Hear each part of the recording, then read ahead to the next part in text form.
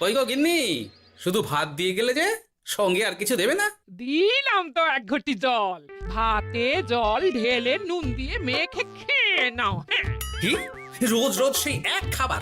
এসব মুখে তোলা যায় নাকি? হ্যাঁ, তাহলে খালি পেটেই থাকো না, কে বলেছে মুখে তুলতে?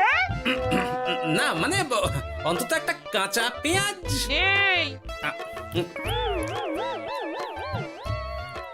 মাঝে মাঝে তো বেশ ওই মশলা দিয়ে কষিয়ে মাছ মাংস রাঁধতে পারো গিন্নি। বাজারে মাছ মাংসের দাম জানো? ছেঁড়া কাঁথায় শুয়ে মাছ মাংস খাওয়ার স্বপ্ন দেখতে লজ্জা করে না তোমার? আসলে কি জানো তো গিন্নি, আমার লজ্জাটা ওই তোমার রান্নাঘরে রাখা মশলার বাক্সের মতো, শুরু আছে কিন্তু কোনো কাজে লাগে না। এই খবরদার, আমার রান্না তুলে একদম খোঁটা দেবে না, এই বলে দিলাম। হ্যাঁ, আমি চললাম মাছ আনতে, তুমি আদা রসুন বেটে পেঁয়াজ কুচিয়ে রাখো, বুঝলে? বলি পয়সা কোথায়? লাগবে না, মাছ খেতে হলে পয়সা নয় গিন্নি, বুদ্ধি লাগে, বুদ্ধি, বুঝলে? বুদ্ধির বদলে মাছ কোন দোকানদার দেয় গো?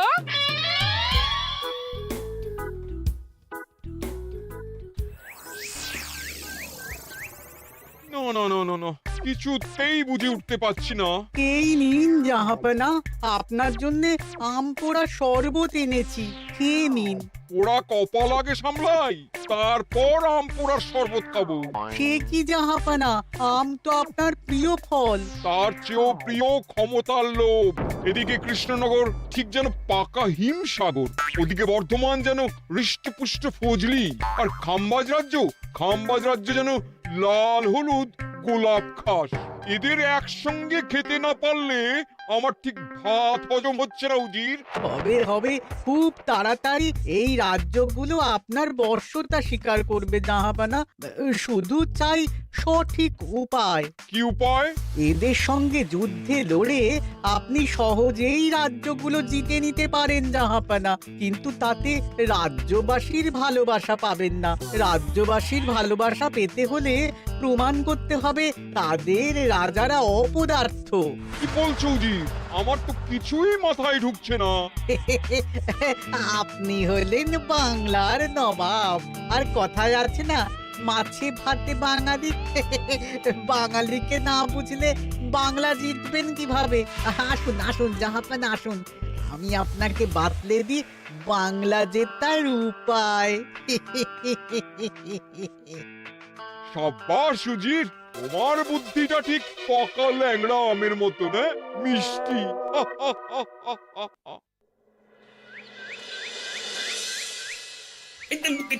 ধর ধর ধর ধর ধর, এই পায়ের নিচ দিয়ে গলে গেল, ধর ধর ধর ধর। বিশাল বড় মাছ গো গোপাল দাদু।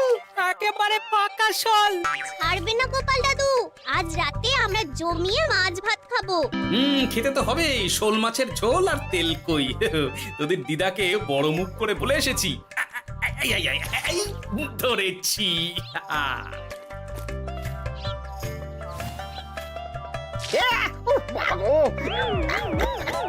ছি ছি ছি ছি, কি দুর্গন্ধ!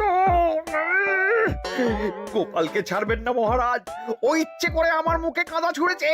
ঠাকুর বলেছেন মানুষ নিজের কর্মফল একদিন না একদিন ঠিক পাবে। মন্ত্রী মশাই যে এত তাড়াতাড়ি পেয়ে যাবেন ভাবতেই পারিনি। দেখেছেন মহারাজ, দেখেছেন? দোষ করে এখন আবার ধর্মের বাণী দিচ্ছে। তুমি রাজসভা কামাই করে এসব কি করছো গোপাল? যা সামান্য বেতন পাই সব পেঁয়াজ রসুন কিনতেই ফুরিয়ে যায় মহারাজ, তাই মাছটা নিজেই ধরে খাচ্ছি। হ্যাঁ? মহারাজ আপনার পায়ে পড়ি। থাক থাক, আর আমার পা ছুঁতে হবে না গোপাল। কেন মহারাজ? আমি তো মন থেকে আপনাকে সম্মান করি, বলুন। এ তো আচ্ছা জ্বালাতন। মুর্শিদাবাদের নবাব বাহাদুর আপনাকে একটি বিশেষ পত্র পাঠিয়েছেন, অনুগ্রহ করে গ্রহণ করুন।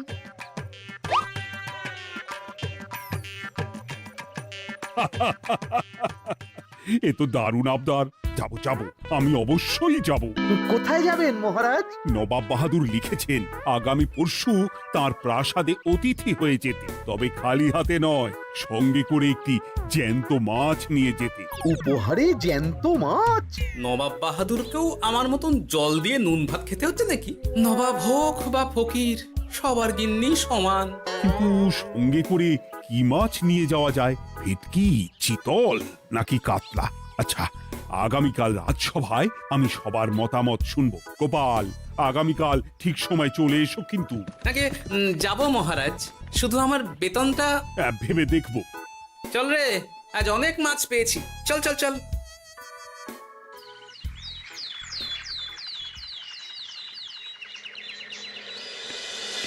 কি মহারাজ, আপনাকে এত চিন্তিত দেখাচ্ছে কেন? নবাব বাহাদুরের জন্য কি মাছ উপহার স্বরূপ নিয়ে যাওয়া যায় সেই চিন্তায় গতকাল রাতে আমার ভালো ঘুম হয়নি মন্ত্রী। আমিও গতকাল রাতে দু চোখের পাতা এক করিনি মহারাজ। অনেক ভেবে সকালের দিকে আমার মাথায় একটা বুদ্ধি এলো। কি বুদ্ধি? নবাবকে উপহার স্বরূপ ইলিশ দিলে কেমন হয়? বোঝো কাণ্ড, এই বুদ্ধির জন্য রাত জাগতে হলো। হ্যাঁ, ইলিশ তো জল থেকে তুললেই অক্কা পায়, তা জ্যান্ত থাকবে কিভাবে? ঠিক ঠিক, মন্ত্রীর মাথায় গোবর আছে না ভুসি? আমার মতে উপহার স্বরূপ ছোট মাছ নিয়ে যাওয়াই ভালো। এই যেমন ধরুন ওই পুঁটি মাছ, যেও খেতে পারবেন আবার ঝালও খেতে পারবেন। ছি ছি ছি ছি ছি, সবাই হাসবে যখন দেখবে কৃষ্ণনগরের মহারাজ উপহার স্বরূপ নিয়ে গেছেন পুঁটি। ওরে বাবা, তাহলে থাক বাবা। তাহলে বাদ গেল মোট দুটি, ইলিশ আর পুঁটি। আমার মতে কাতলা দেওয়াই ভালো, ওজনেও বেশি হবে। না না না, কাতলা দেখতে একদম ভালো নয়, মাথা মোটা মাছ কোথাকার। উপহারে এমন কিছু দেওয়া উচিত যা দেখতে সুন্দর হবে। হ্যাঁ, ঠিক তো, তাহলে বরং ভেটকি দিয়ে দিন। ভেটকি বাজারে কত করে কিলো এখন? পয়সার চিন্তা আমি করছি না গোপাল, বরং আমার চিন্তা মান সম্মানের। বাকি রাজ্যের রাজাদের তুলনায় আমার উপহার যেন নবাবের বেশি পছন্দ হয়। কিন্তু সবাইকে এরকম অদ্ভুত উপহার নিয়ে যেতে বলার কারণ কি? মাছ, তাও আবার জ্যান্ত। আচ্ছা মহারাজ, এর পিছনে নবাব বাহাদুরের কোনো চাল নেই তো? গোপাল, তুমি মিছি মিছি সন্দেহ করছো। কথা না ঘুরিয়ে বরং একটা ভালো মাছের নাম বলো দেখি। ভালো মাছ? জ্যান্ত কই মাছ নিয়ে যান মহারাজ, গতকাল অনেকগুলো ধরেছি।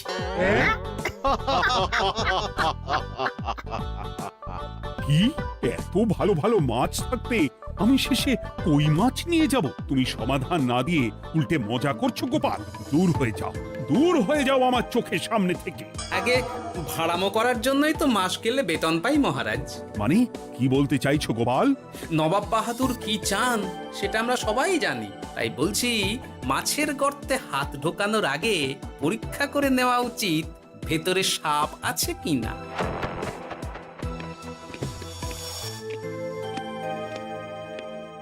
এই মন্ত্রী, গোপাল কি বলে গেল? সাপ ব্যাং কিছুই তো বুঝলাম না। ছাড়ুন তো গোপালের কথা, আমরা বরং মাছ নিয়ে আলোচনা করি। আমার মতে জ্যান্ত ভেটকি নিয়ে যাওয়াই ভালো। আমাদেরও ওই ভেটকিতেই মত আছে। বেশ, এই নাও 100 মোহর। বেছে বেছে সবচেয়ে বড় ভেটকিটা বাজার থেকে কিনে আনো মন্ত্রী। তারপর তাকে রূপোর গামলায় জল ঢেলে রাখো। আমি কাল ভোর ভোর মুর্শিদাবাদের উদ্দেশ্যে রওনা হব। কোনো চিন্তা করবেন না মহারাজ, কাজ হয়ে যাবে। যাওয়ার সময় চিঠিটাও সঙ্গে করে নিয়ে যেতে হবে। নবাবের হুকুম।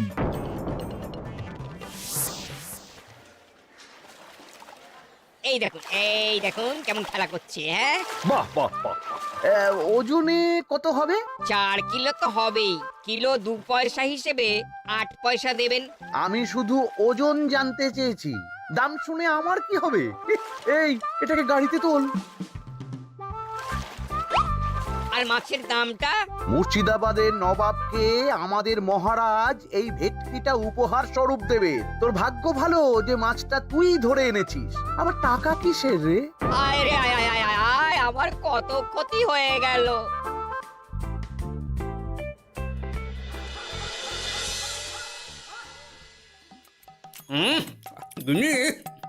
তেল কৌটে যা রেঁধেছ না। বলি বলি আর কটা মাছ আছে গো? আছে তাতে আগামী 7 দিন হয়ে যাবে। হ্যাঁ, তাহলে কাল কই মাছের ঝোল খাবো, পশু খাবো শোল মাছের কালিয়া। এসব খেয়ে খেয়ে জিভে চড়া পড়ে গেল। বাজার থেকে একটু ইলিশ ভেটকিও তো আনতে পারো।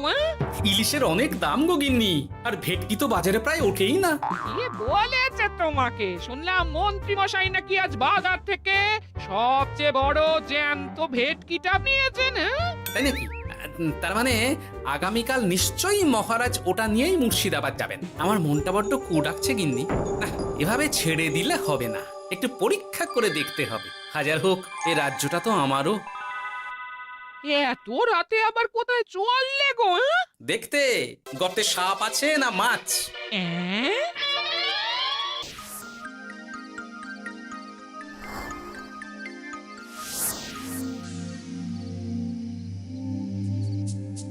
এ কি গোপাল, এত রাতে? সব ঠিকঠাক বুঝেছো তো? হ্যাঁ হ্যাঁ, তুমি কোনো চিন্তা করো না গো গোপাল দাদা।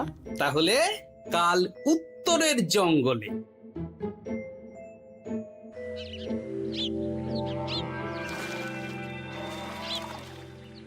ভেটকি মাছটা রূপোর গামলায় রেখে গরুর গাড়িতে তুলে দিয়েছি মহারাজ। আর নবাব বাহাদুরের চিঠিটা? ইয়ে, সিংহাসনের উপর, নিচে, ডাইনে, বাঁয়ে সব জায়গায় খুঁজলাম, কোথাও নেই।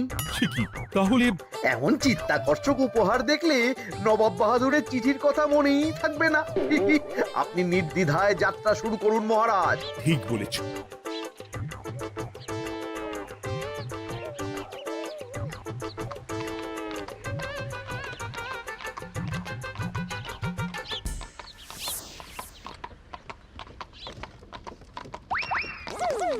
ওই তো মহারাজের রথ এসে গেছে। এই যা যা বলেছি মনে আছে তো? আছে গো আছে।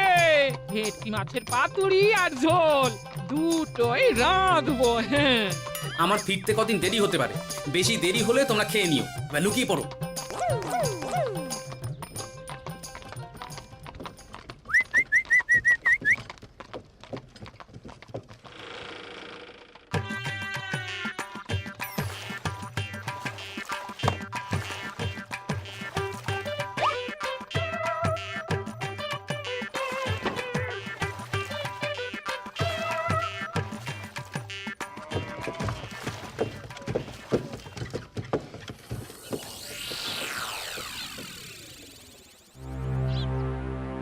ওই দেখা যায় রথে চেপে সবাই ধীরে ধীরে এদিকেই আসছে জাহাপানা। আসতে দাও, আসতে দাও, এবারই খেলা জমবে। এসো এসো, তোমাদের সবাইকে মুর্শিদাবাদে স্বাগত জানাই। আমার উপহারের কথা মনে আছে তো? আছে জাহাপানা আছে, শুধুমাত্র আপনার জন্য আমি নিয়ে এসেছি একটা জ্যান্ত কাতলা। এই নিয়ে এসো। আমার উপহারও কিছু কম নয় জাহাপানা, নিয়ে এসো। আর তোমরা? আর কৃষ্ণচন্দ্র, তুমি কি এনেছো? এদের সবার চেয়ে ভালো উপহার এনেছি, যা দেখলে আপনার মন একেবারে আনন্দে নেচে উঠবে। ইচ্ছে করবে এক্ষুনি হয় পাতুরি না হয় ঝোল করে খেয়ে নি। তাই নাকি? হ্যাঁ, খাস নবাব বাহাদুরের জন্য আমার বিশেষ তোফা। কই নিয়ে এসো। এই তো কই নিয়ে এসেছি মহারাজ। গোপাল, তুমি? ভেটকি কোথায়? এতক্ষণে গিন্নি রান্না বসিয়ে দিয়েছে।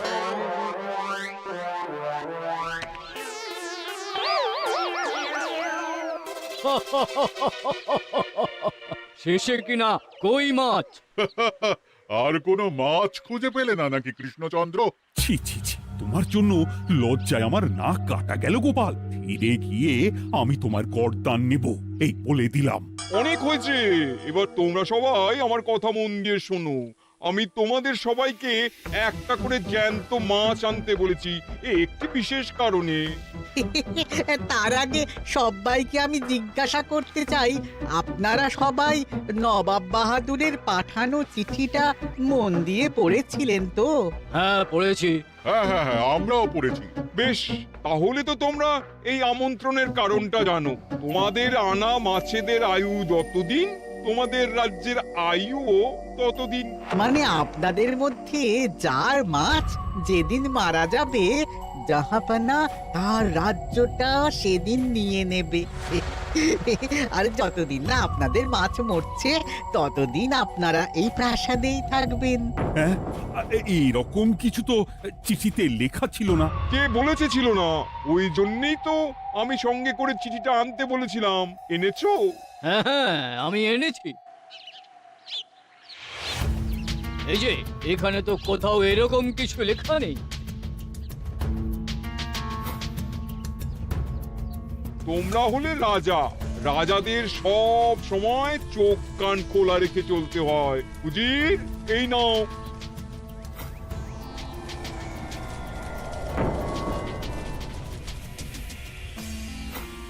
সত্যি তো, চিঠিতে তো এটাই লেখা আছে। আমাদের সঙ্গে প্রতারণা করা হয়েছে। হ্যাঁ হ্যাঁ, আমরা কেউ বুঝিনি চিঠিতে কার চুপি করা আছে। চুপ! বেশি গলা তুলে কথা বললে গলাটা শরীরের ওপরে নাও থাকতে পারে। আজ এই মুহূর্ত থেকে এই খেলাটা শুরু হলো। তোমাদের রাজ্যের আয়ু এখন তোমাদের আনা মাছেদের কাছে।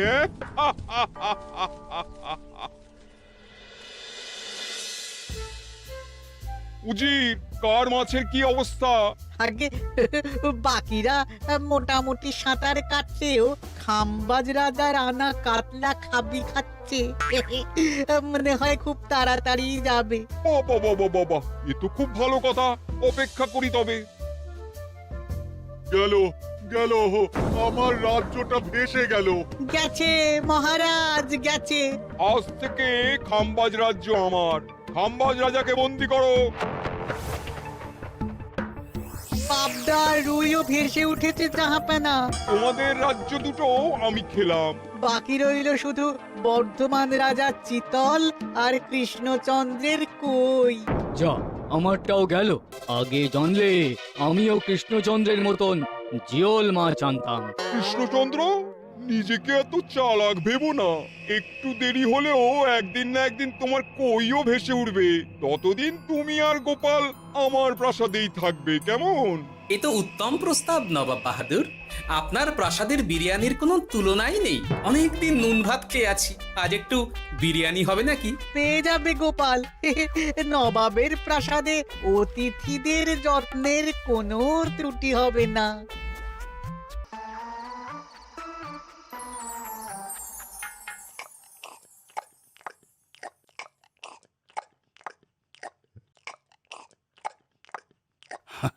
আমাকে ক্ষমা করে দিও গোপাল, আমি তোমাকে অনেক কথা শুনিয়েছি, কিন্তু এখন বুঝতে পারছি কেন তুমি ভেটকির বদলে কই মাছ এনেছো। আহ, বিরিয়ানিটা যে রেঁধেছে না, বলছি এই নবাবের বাবুর্চিকে কোনোভাবে কৃষ্ণনগরে ধরে নিয়ে যাওয়া যায় না মহারাজ? গোপাল, কোনো মাছই অমর নয়। একদিন তোমার আনা ওই কই মাছটাও মারা যাবে, আর সেদিন আমাদের কৃষ্ণনগর রাজ্যটা নবাবের হবে। আহ, মাছগুলো একেবারে ঝুড়ো ঝুড়ো, আর মাংসটা তুলোর মতন নরম। আহ, আমার কথা কি তোমার কানে যাচ্ছে? গোপালের চোখ কান সবসময় খোলা থাকে মহারাজ, আর তাই চিঠির কারচুপিটা ধরতে আমাকে বেশি বেগ পেতে হয়নি। কিন্তু কিভাবে বুঝলে গোপাল চিঠির রহস্যটা? কারণ আমি জানতাম নবাব বাহাদুর অনৈতিক কিছু করবেন না। গায়ের জোরে নয়, বুদ্ধি দিয়েই উনি বাজিমাত করবেন। অবশ্য এ ব্যাপারে আমাকে সাহায্য করেছে বিজ্ঞানী। একটা সাহায্য করতে পারবেন বিজ্ঞানী?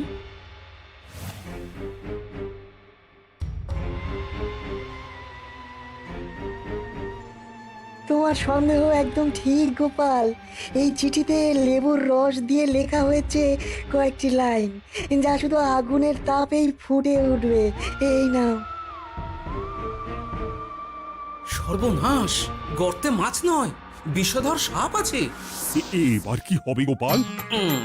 আগামী 7 দিন পেট ভরে বিরিয়ানি খাবো মহারাজ। ততদিনে ওরা এসে যাবে। কারা আসবে? দেখুন না শুধু।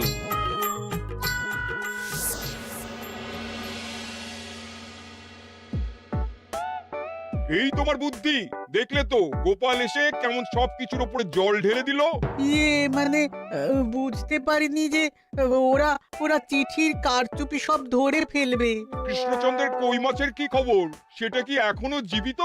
আগে আমাদেরও একই প্রশ্ন নবাব বাহাদুর। এভাবে আর কদিন চলবে জানা নেই। কবে যে সব থেকে মুক্তি পাবো। দাঁড়ান জাহাপানা, আমি ছুটে গিয়ে দেখে আসছি মাছটা জীবিত আছে কিনা। তুমি বুনোল হলে আমিও বাঘা তেঁতুল।